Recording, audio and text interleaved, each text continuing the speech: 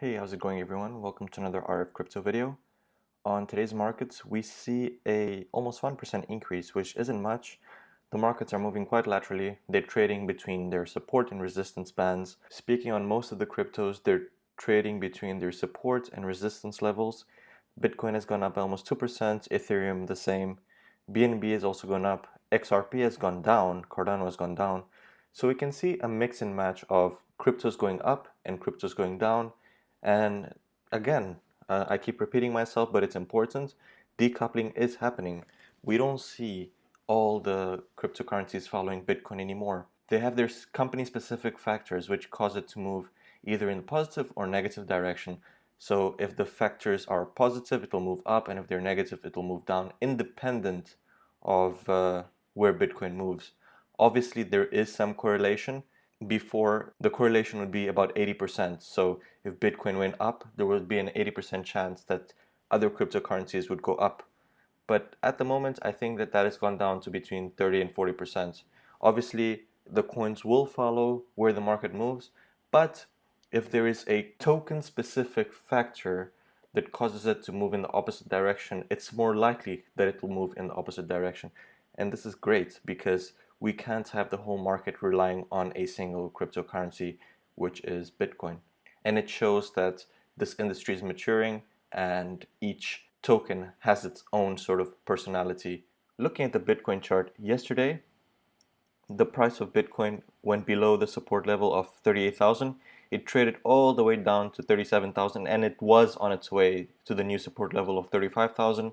But the bulls quickly got in on the action and bought up to the point where it was trading above this $38,000 support level, and it's continued to trade there ever since. And at the moment, it's trading between 38,000 and 40,000, and I think that it's going to trade between these two bands, playing with the support and the resistance until some news, either from Europe or something intrinsic from the crypto industry, moves the price below the support level to the new support level of 35,000 or above the resistance level to the new resistance level of about 42,000. So there are a lot of good news happening in Ethereum, and that may be one of the reasons why it's seen a almost 1.5% increase since yesterday. So Ethereum Layer 2 service Starknet, which is a ZK rollup, goes live on Alchemy, which is a blockchain development platform. And Starknet, together with Alchemy, promises 100 times lower gas fees than what you get in the Ethereum network.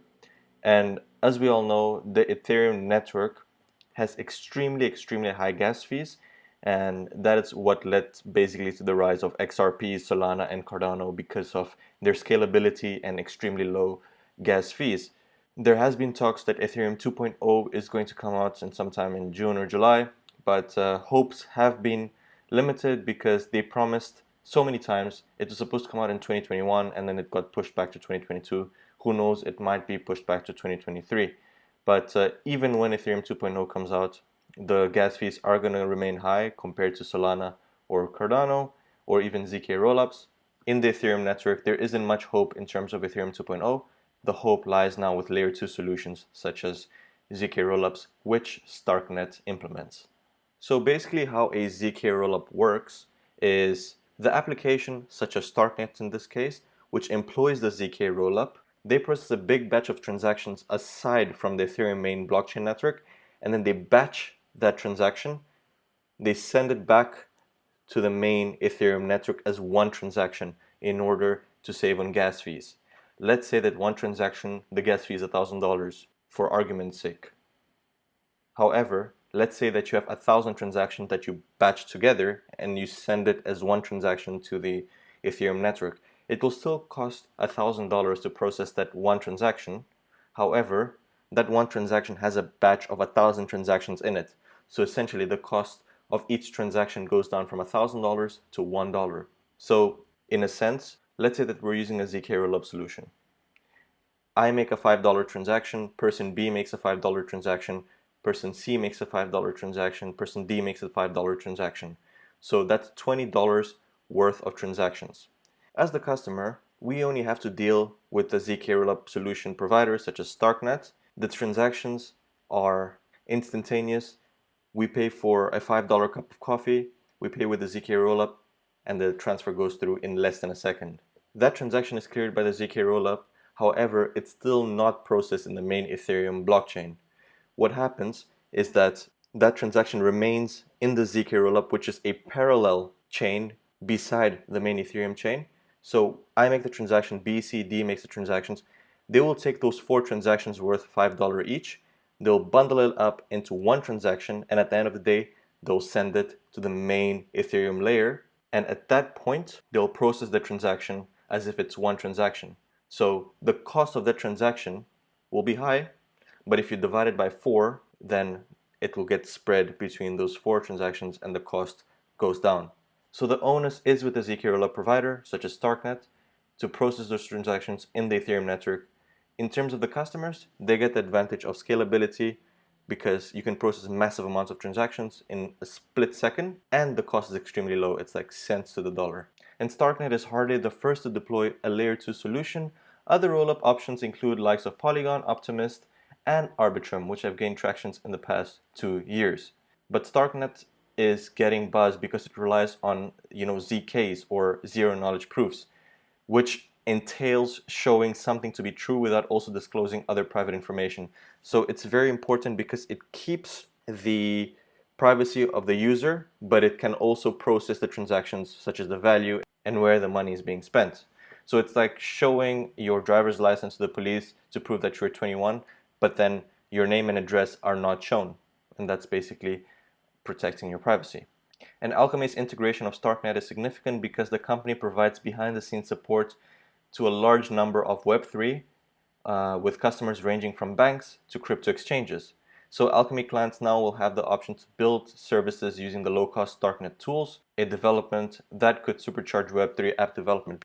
This is because these services are going to be extremely fast, the services are going to be scalable, and the fees required to transact within those services are going to be low, thanks to ZK rollups. And that's why they say that because of this, Web3 app development will take a massive step forward, given that all of the challenges of high gas fees, latency, and lack of scalability are being solved. So Joe Biden is planning to sign an executive order on crypto this week. This executive order is summarizing the US strategy for dealing with cryptocurrencies. Please note that this isn't an executive order to regulate cryptocurrencies.